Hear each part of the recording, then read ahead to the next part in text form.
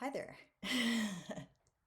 it's been it's been a while since I've made a recording. Actually, I made a recording, um, but I think I finally figured out of this piece. But I finally figured out, I think, how to show me and my desk and my art at the same time with my good camera. So I'm hoping this is going to work. Anyway, hi. I hope everyone's doing well. We've been having some pretty cool astrological events. Some of you may know who follow astrology. I do, by the way, and I'm excited because Venus has entered Libra today, which is a really cool thing because Venus likes to be in Libra because Venus rules Libra, and also it's my sister sign, and I'm a Taurus, and so when Venus is happy, I'm happy. um, anyway, I'm just being whatever. I'm just being silly. So this is my latest piece. This is my latest piece that I just finished, and it's called The Red Thread. The Red Thread, and then the subtitle is Woven, Wearing, and Weaving. Woven, weaving, and wearing, or woven, wearing, and weaving the fabric of my ancestors. Not my ancestors, I think I said my relations, because although it doesn't include my ancestors, I wanted to, I don't know, I just liked the word relations because it ties in this whole idea of the future as well. So not just my ancestors, but those who will come after me. My son, and hopefully he'll have children or a child, but that's going to be up to him, obviously. I feel like he will. Anyway, so this piece is, I used a lot of collage in this piece. I used a lot of stickers, and that's partly why it took so long. It was one of the most time consuming pieces I've made so far in this series. And it really started with this image here. I saw it because I knew that I wanted to make a piece called The Red Thread. And this piece was inspired actually by a reading that I watched by the Rare Gazelle, who I just dig her, and I dig her the way she reads. She goes really deep and goes into all these cool things. But anyway, it very much resonated with what I was feeling and seeing and sensing anyway, with my intuitive being, because I'm always connected to my intuition. It's just like how I realize it's just like how I live there ever since I was little. So, but anyway, I resonate with her, with the things that she channels. And she was talking about the Akashic records, ancestors, and breaking karmic patterns or breaking ancestral patterns. I don't like the word breaking because it sounds violent. It's more like, I like the image of unraveling, which reminds me of this beautiful Bjork song. Now that I'm thinking of it, there's this beautiful Bjork song and some from the album Homogenic, and she uses this images of a ball of yarn and like unraveling, and it's such a beautiful song. I love Bjork and her music, but in any case, which also reminds me of the image of Ariadne. Ariadne was I'm just like, I'm just riffing right now. I'm going all over the place. But that's like how that's I mean, I'm into all this stuff, so it all just kind of it all there's it's just connections upon connections. But anyway, the image of Ariadne who had she gave Perseus the thread, the ball of twine or yarn or thread, so that because he had to go into the labyrinth, and that Daedalus created. And Daedalus was the architect. I believe he was Minoan, and he was a brilliant architect. And he's also the one who created the wings for his son Icarus, but that's a whole nother thing. But anyway, so Ariadne, I believe, was she Daedalus's daughter? Possibly. But anyway, and she's also, by the way, connected to the spider. Ariadne's connected to the Arachne, right? So, but in any case, she gave Perseus the twine so that he would be able to find his way out of the labyrinth. And so there is this, I'm connecting this Bjork song with Ariadne, with that myth. And then also this image of the ancestors and how we are connected, and how there can be these, if you can think of like ancestral patterns, can be like, right, we can get almost like we're lost in a maze or a labyrinth. And so how do we unravel it? How do we find our way out? And in some ways I feel like my whole life's journey has been a process of this unraveling, or unwinding, or possibly untying a knot, right? So I'm kind of digging on this whole image right now. But in any case, so that all I started with for this piece was this idea of the red thread, this connection that I was really strongly feeling towards my ancestors, and then also patterns of karmic patterns in my family, going back generations, and then being as they're lived out, right, through the generations. And that I have been feeling like work that I've been doing in this lifetime, I've felt like very strongly like I am not just doing this work for myself, for my own soul's journey, and for to fulfill my destiny in this lifetime, and also to evolve and actualize or individuate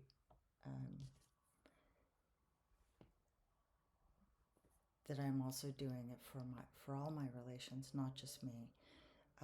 So it will, I believe that will benefit, when any one of us, when any one of us individuates or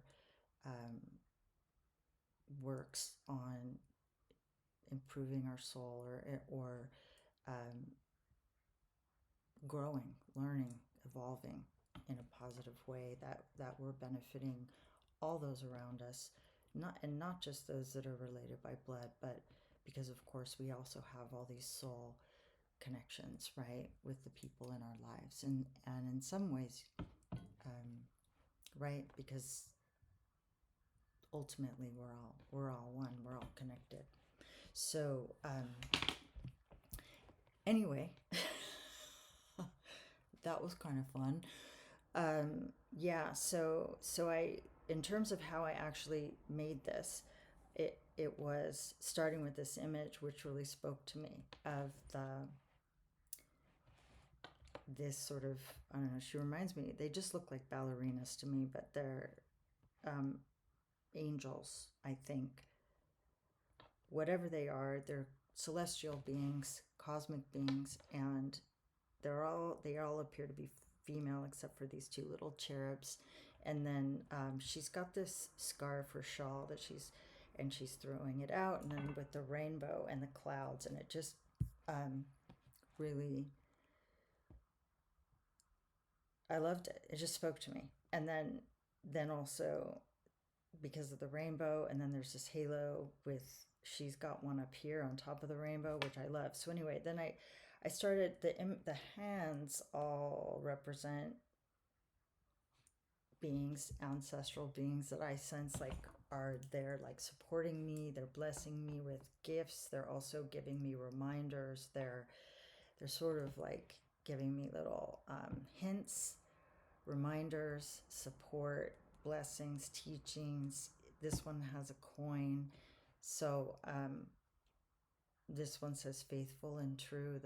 This note says forget me not, and there's this pair of binoculars, so it's like so that I can remember, helping me see, helping me remember. And then this is like because I'm Sicilian and half Sicilian, there's this, I feel a strong connection to all these cultures from Africa connected back to all of the different countries, Persia, that have invaded and probably intermixed with Sicilians. And yeah, so, and then, so here's the thread. The thread comes from the angelic being, and then it's all wound around my heart, and this is the eye of my soul. So it's not totally literal. Then this thing of fabric that I kind of put behind was done with a stencil. So, but it's interesting because when I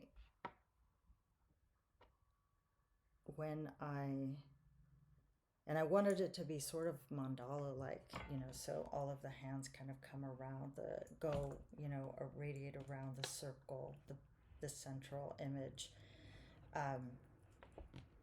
But then there's also this like movement from top to bottom, right? So there's this idea of like heaven and earth, closer to earth. And then these two are like the acrobats. They're supposed to be like keeping me from falling. So like, just in case I don't rise, I don't make it, they're gonna like protect me, so, and lift me up. Thank you. So yeah, but this is so this is the piece. And after I made it, I also realized that it's also inspired by the Phaedrus. And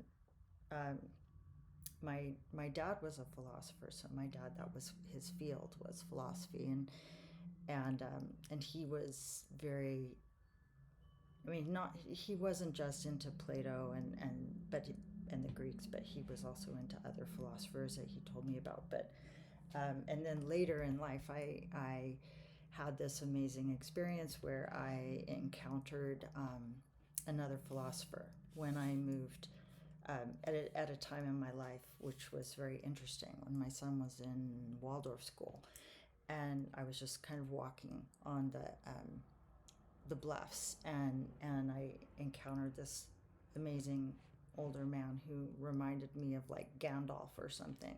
And he did turn out to be kind of a wizard. But anyway, so through him, I started to study Greek philosophy, and particularly Plato, and then Neoplatonists. And anyway, so I realized the influence of the Phaedrus in this piece. And I just happened to have it here, and I was just looking through it. The Phaedrus it's a beautiful dialogue. And this is like this sweet little book. I think I found this at a youth bookstore, and I just got it because it's so cute, and it's like the pocket Phaedrus. So and the Phaedrus is for any of you that might not be familiar with Plato's dialogues, this one is really beautiful. It's and Phaedrus is the chariot, right? So, but this one is beautiful. It talks about the soul, love as like the wings of the soul, and that the soul ascends to the vision of beauty, the vision of heaven, rises through love. So, like, as the soul learns through love and learns to love, it that is what it literally grows wings, and then that is what carries it to heaven. Heaven is not a word that Plato would use, but just it's a term that, well, it's just a term that I'm using. But and I have to go, so I have to keep this kind of short. But I want to read this because it's just super beautiful. Okay, so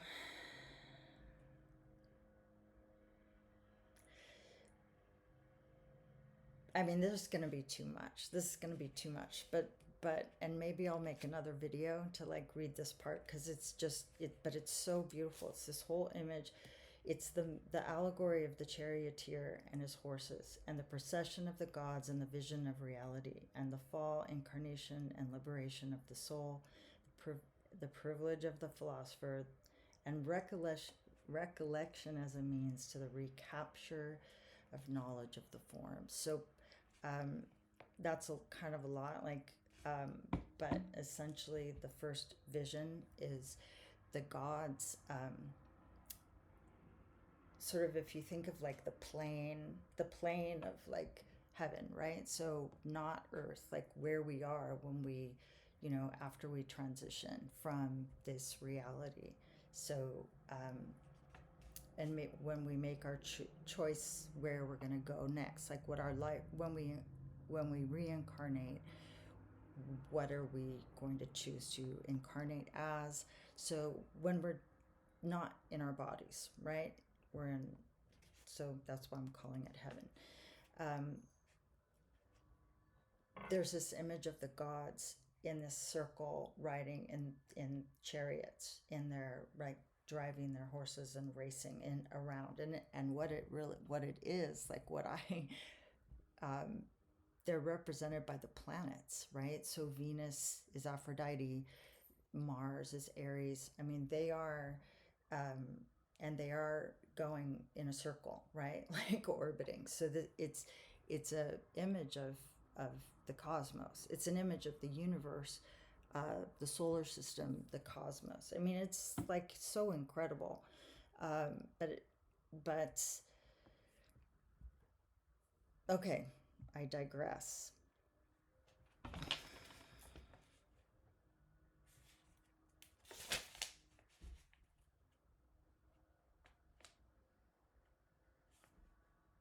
I'm trying to like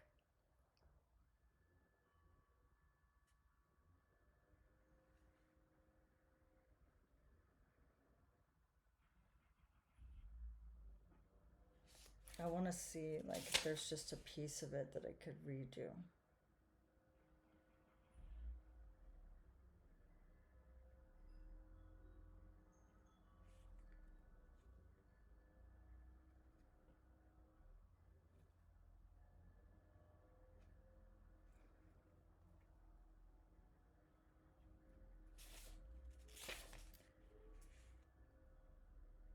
I think I'm not going to, because it's just I don't think it's going to be like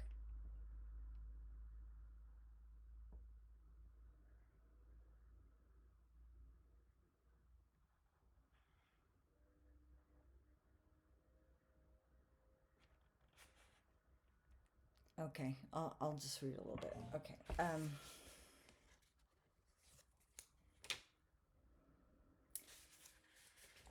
This must suffice concerning soul's immortality. Concerning its nature, we must give the following account. To describe it as it is would require a long exposition, of which only a god is capable, but it is within the power of man to say in shorter compass what it resembles. Let us adopt this method and compare the soul to a winged charioteer and his team acting together. Now all the horses and charioteers of the gods are good and come of good stock, but in other beings there is a mixture of good and bad. First of all, we must make it plain that the ruling power in us men drives a pair of horses, and next that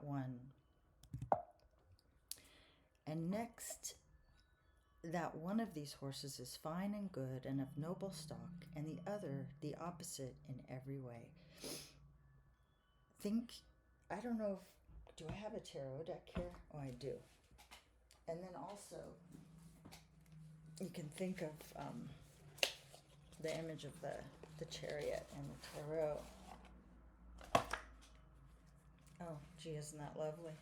10 of Swords on the bottom, but it's reversed, so 10 of Swords isn't even it's in some ways not a bad sign, not a bad card anyway. So none of the cards are like all good or bad, but I do. Oh, these are like almost all reversed. I do want to find the chariot. I should be more organized. Oh gosh, and then some are backward. Shouldn't I? I just kind of go with the flow. Wow, these are like all in all kinds of order.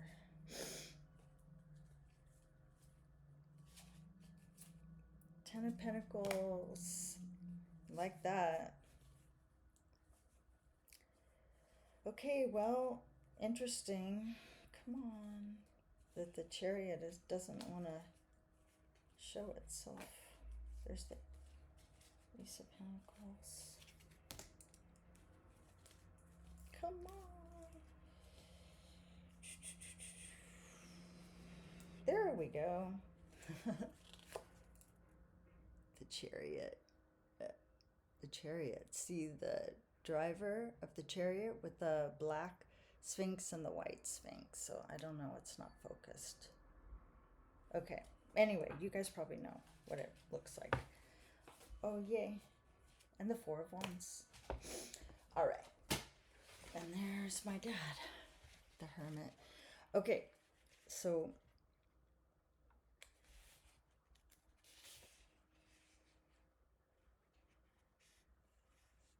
now we must try to tell how it is that we speak of both of its journey. It beholds absolute justice and discipline and knowledge, not the knowledge which is attached to things which come into being, nor the knowledge which varies with the objects which we now call real, but the absolute knowledge which corresponds to what is absolutely real in the fullest sense.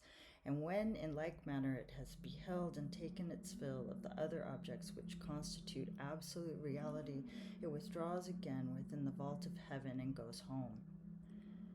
And when it comes home, the charioteer sets his horses at their manger and puts ambrosia before them, and with it a draught of nectar to drink. Such is the life of the gods. But of the other souls, that which is likest to a god and best able to follow keeps the head of its charioteer above the surface as it makes the circuit, though the unruly behavior of its horses impairs its vision of reality. So the unruly behavior of its horses, good and bad, right? So it's got the black horse and the white horse, and it's trying to control them. So like as we are on our life's journey to see the plane of heaven, or see what he calls absolute reality, which is meaning like the plane of truth, the beatific vision of truth and beauty, and the real nature of beingness, right? So beyond Maya, beyond the physical, the world of the senses. You could say the 5D, no, the 9D, the 7D, the 300th D, not the 3D. Anyway, I'm not going to read all this, but I'm going to try to find the beautiful, really inspiring, beautiful part. But essentially, I'm just going to give you the cliff notes. So, like, anyway, it just there is this idea, I think, embedded in here of that the struggle of the soul as it learns love. It learns to love itself. It learns to love life. And we all I think we do, you know, we all do essentially, but you know, as we are making our way through the experiences that we're having, right, that are pain, and many of them painful, difficult, challenging, confusing, and we're going through that process, right, of remembering the nature of our soul and its ultimate goodness.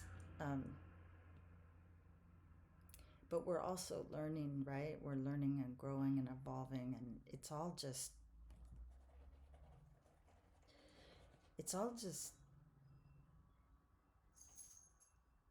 I don't know. I'm having like a cool vision right now. Okay, I'm gonna leave it there. But in any way, this is my latest piece, and thanks for visiting. And I hope you come by and visit again. It's so, always really cool to chat with you guys. So come back again, make some art, and let me know what you're creating. Mostly I want to like inspire, I want to share and inspire. So if you guys so yeah, so anyway, just let me know what you got going on, and all I can say is have a great rest of your day. All right, I'll see you next time. Bye.